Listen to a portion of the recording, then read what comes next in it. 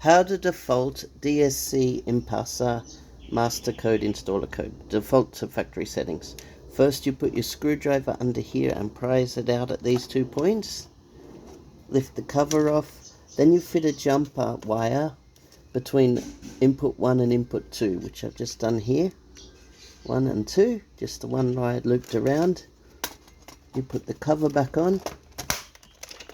Click it on. Restore the power. You'll see that it's powering up. You wait for about 10 seconds for it to initialize and complete the power up. And now you remove power, lift the cover back off with the aid of a screwdriver, just gently prising it out. Remove the jumper.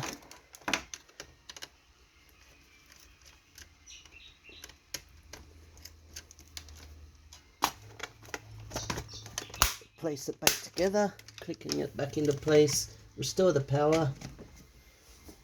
You'll see that it's powering up. When the power up is completed, you will then be able to access the programming and also use the master code, which is 1234, which will arm it